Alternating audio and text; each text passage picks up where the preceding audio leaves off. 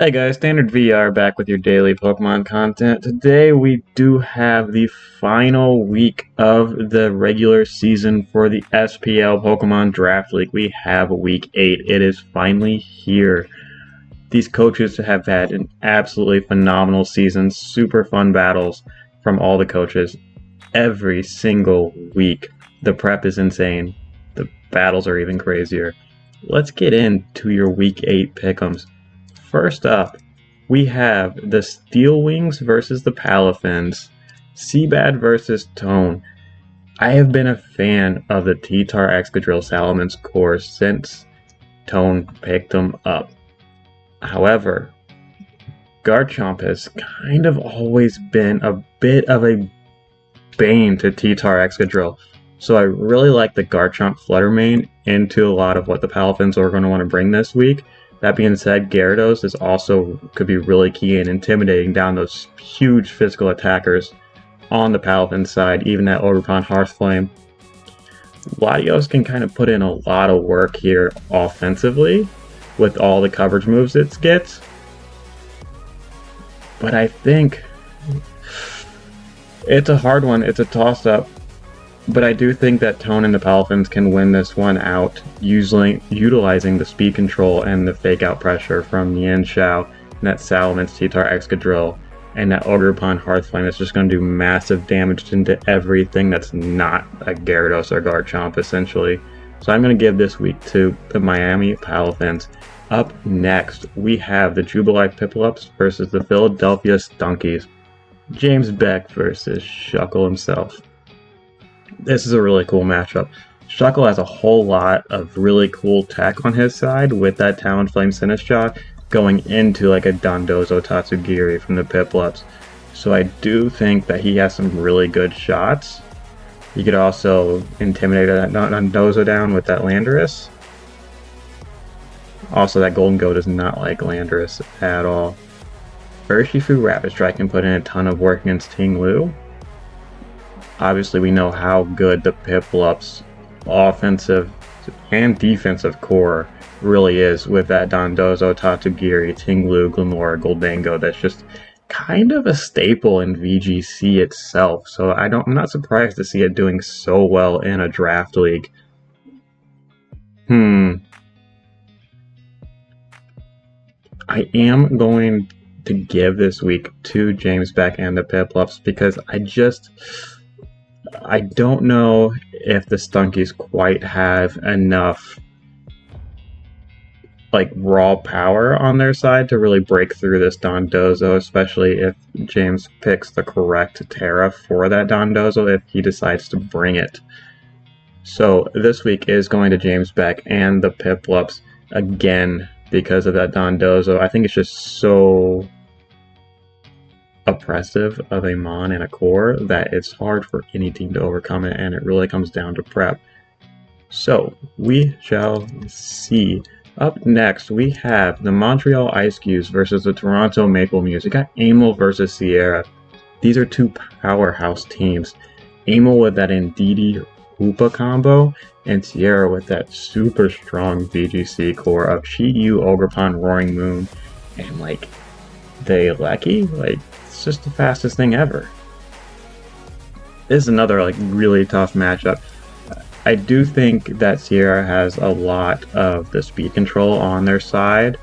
Amel obviously has options of going Trick Room. You can go Tailwind with that Shaman. But I think the Muse have a really good shot of matching that Tailwind. So I really kind of think that Amel might want to lean into the Trick Room core a little bit. That Hoopa every week. I think it's going to pull through.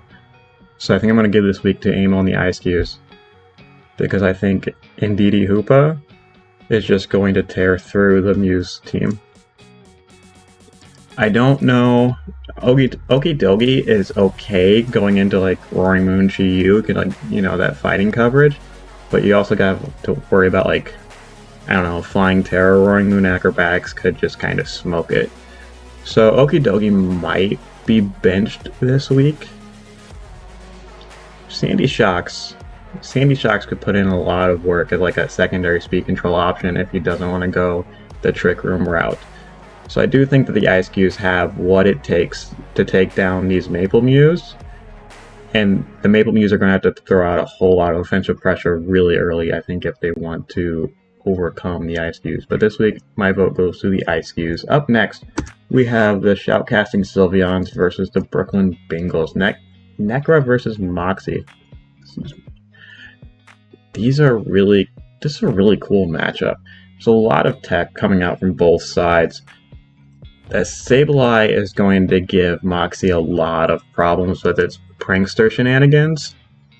However, we do know that Moxie is a fan of just that Blizzard spam, that Iron Bundle that Obama knows, setting up some live streams, just clicking Blizzard. It's a lot of damage. It's a lot of damage into the Sylveon's team. That Volcarona eats it pretty well. The Goodra is okay into it. The Heatran obviously walls it for days. Let's see. I really do think that the Sylveons can win this one out if they can utilize that Sableye to allow their Suicune and Volcarona to get set up correctly.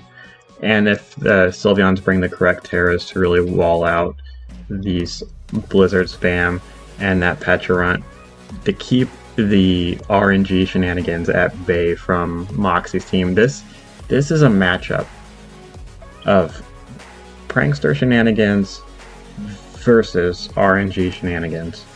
It could be a really fun one to watch. This week I'm going to give this one to the Sylveons. So up next we have the Baton Rouge Butterfrees versus the Toronto Tyrants. You know I love the Butterfrees team, but you also know how strong this Sun Core is. This P2 Trick Room Torkoal, the mind games that is Torkoal Lilligant, the mind games of this Torkoal Walking Wake. Is it Speed Booster? Is it a slow special attack booster variant? It's dicey. It's hard even in Team Preview to really see which way they want to go with it. And Nexus has that Iron Hands can kind of control the board with fake outs, but we do know that that's a +1 is a huge fan of Covert Cloaks somewhere on the team. We've seen him use it on Terrakion. We've seen it use it on Jirachi to really outvalue his opponents with cool tech things like Encore. So this one is kind of dicey. I think if that Terrakion gets a little too boosted, it can start picking up KOs left and right. Rock Slides just to take out Torkoal. Get Rock Slide flinches on P2 to stop Trick Room. Rock Slide, obviously, Zard is just, deleted. We do know that that's a +1 is a huge fan of Earthquake. Terrakion has been picking up a ton of KOs this draft league. It's even been knocking out quite a few of his own teammates. So, it's going to be a tough one.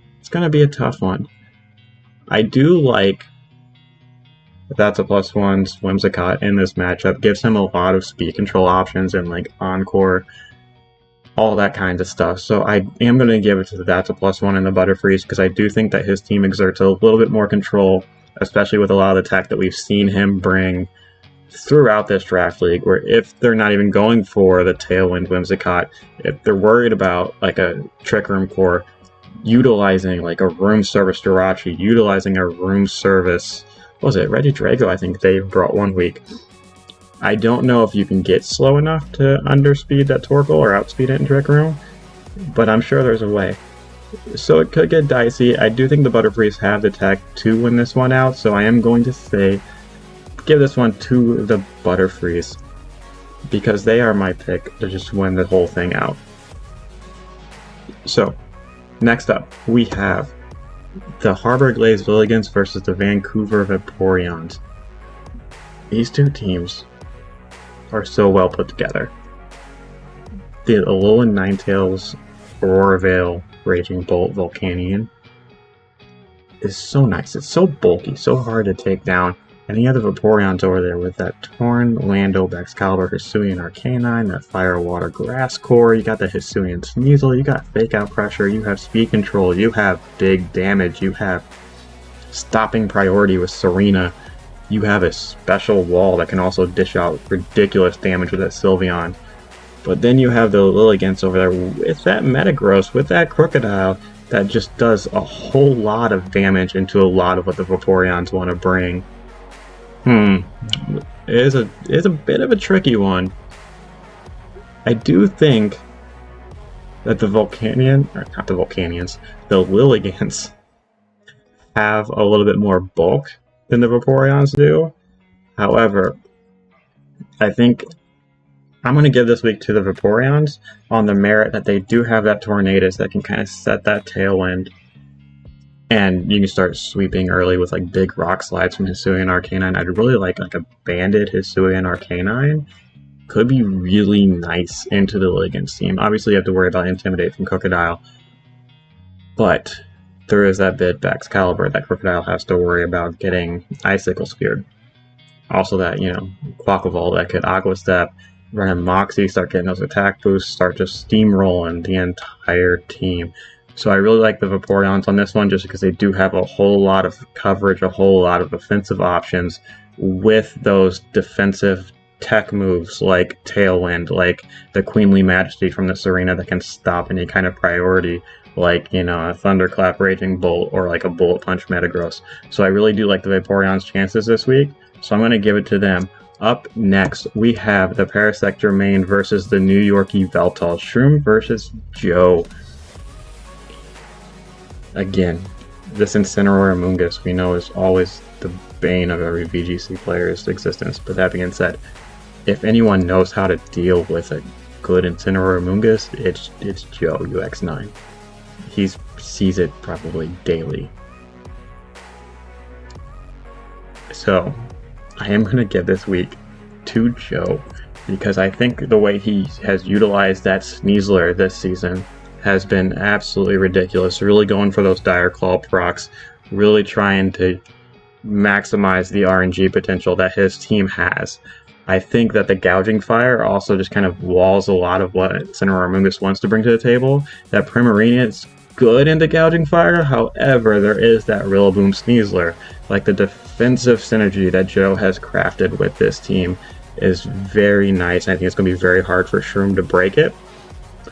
So I am going to give it to the Veltals because they do have a little bit more speed on their side. That Hydreigon could do some work, but again, I think Gouging Fire just outvalues. But we shall see. But this week is going to the Veltals and Joe because this team is meticulously crafted. And I don't see a way of breaking a lot of his defensive options except for that Mamoswine, which just, I think it gets kind of cooked by Gouging Fire. I think Gouging Fire is going to be Joe's ace up his sleeve for this matchup. Next up, we have the Mediterranean Mimikyus versus the Melbourne Rotoms. We got Viz versus Cybertron. This is a powerhouse matchup. Viz, we know, went on a tear early with this super offensive team with Urshi, Dark, Iron Crown, Dragapult, Entei. It's been amazing this season. And the Rotoms with this strong Trick Room core plus the Spectrier, so if you wanted to try to outspeed, good luck. It's hard to say. I do think that if Grim can get up some screens, again, his Cresselia Ursaluna core can just kind of sweep under Trick Room. However, Viz and the Mimikyus do have that Meowstic Hatterene, so it's really tricky to go a Trick Room route for Cybertron. So I think I'm really looking forward to seeing him try and kind of go for a more offensive output just out the gate. Maybe some Thunder Wave, some Grimmsnarl. Obviously, you have to worry about side terrain from Meowstic Mail, but you do have to force them to click it, which means they're not clicking something else. So I think even Spectrier and like a Scarf Keldeo could put in a ton of work. So this week, I think I am going to go Cybertron because I think his coverage is really nice. And I do think that screens is going to go a long way at slowing down Viz's team. And I think he gets those screens up, he gets whichever way he wants to go as far as speed control, and he can just kind of outvalue a lot of what the Mimikyus want to bring to the table. So next up, we do have the LA Wakers versus the Oklahoma City Thunderbolts. We got Joey Pokeaim MD versus Cloverbells. Two fantastic players, two fantastic content creators. These guys are fun to watch. Again, we know Murkrow Typhlosion, a huge fan of this. However, I don't see the Typhlosion being able to put in a whole lot of work here, because that Manaphy is going to give it problems, that Mudsdale is going to give it problems. Like I see like an Assault Vested Mudsdale would be really nice into a lot of Cloverbell's team. Obviously Glastrier doesn't care about the Assault Vest, but, you know, you deal with that when you get there. Joey has utilized Hydrapple, Deoxys Speed, Annihilate so expertly throughout this season that I don't know if the Thunderbolts have the defensive tools to really stop what the Wakers are going to want to bring, because it's Annihilate. If it gets set up, you start Drain Punch in Ursaluna, you Drain Punch Farigiraf. Can't Drain Punch this or Typhlosion, but I think Joey's aware of that. But like Rage Fist, you know, it's gone. So I do really like what the Wakers have this week. Another thing to note is that other than the Ursaluna, Hyper Voice, Blood Moon guy, and Eruption Typhlosion, there's not a whole lot of spread moves from the Thunderbolts. So I could see that Furret, maybe even that Poltergeist coming out to kind of redirect some stuff away from Annihilate. You know, he might get those screens set up with Deoxys, get that Annihilate set up, and just kind of go to town. But I would really like to see this Manaphy come to work again, because what Manaphy was able to do in a lot of the early season was really impressive. So I am going to give this week to the Wakers, because I think that they just have a little bit more control with being able to go TR if they need to, also being able to put up those screens, because it's really hard when you're looking at a team that has almost a guaranteed TR option with like a Bronzong, Diancie, Hydrapple, Sneasel, Furret kind of core to really bring that Murkrow and go, okay, I'm going to set Tailwind. Because, I mean, he probably doesn't even really need it all that much. So that's why I am going to give it to the Wakers, because I do think they have a little bit more control over the board this week. But we shall see. Next up, we have the Golden State Gallades versus the Immunity Idols. We got Owen versus Mount. These are two incredible teams. The, like, basically priority-driven Gallades versus the Rain Idols. It's really cool. That said, that Mousehold is going to be a bane into the side of all of this priority that wants to come out from the Gallades. Because it can stop Sucker Punches. If you Terra Ghost, you stop E-Speeds. I don't know if you want to Terra Ghost in front of Xianpao, but that would also mean that the Gallades would have to be running a move like Throat Chop over Sucker Punch. You'd have to have that secondary dark move, is what I'm saying, to hit it. But it still is a very good option, especially into like an extreme speed Dragonite. So I think Terra Ghost Mousehold could be really nice here. That Rancor, I say it every week, it's just a favorite of mine.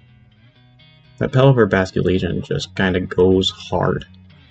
Overquill can intimidate a lot of what the Gallades want to bring with that Xianpao. Dragonite Inner Focus, if you bring it, obviously doesn't affect that Ogerpon. You definitely don't want to intimidate because if it's Defiant, you'd be in some trouble. That being said, you'd have to be running something like, what is this, Superpower? I think that might be the fighting coverage that Ogerpon gets into like Archaludon. But well, we'll see. A lot of cool, fun options from both sides. Obviously, this Thunderous Therian could just start throwing off some major electric attacks into a lot of the Rancor. You start Focus Blasting some Archaludons, start Focus Blasting some Mouseholds. Get dicey. I don't see Delphox. I don't see Magmar. I don't see either one of those coming. I don't think you bring those fire types into this. I don't see a lot of value into it, but we could see that Azumarill could be a really tech pick. But that being said, I do think it's going to be a lot of POW, Ogerpon, D-Knights, Agassiz, Grafty, and Thundy coming. Skarm could be a cool wall to see, but we'll find out. Because Mount does have double Intimidate with that Weird Ear, with that Overquill. But again, there's an Ogerpon, so it's real dicey to bring. I am going to give it to Mount, though, because I do think that the rain pressure is a bit intense for the Gallades. Will they be able to weather the storm? We will find out on Sunday. I am giving it to Mount and the Idols. So that is your Week 8 pick'ems. Please let me know what you agree with, what you don't. What matches you are looking forward to most watching. Please like, comment, subscribe, and tune in later, as we will have playoff coverage as well. And we'll see next week who makes it to playoffs. This has been your Week 8 SPL Pick'ems. Have a great day. Peace.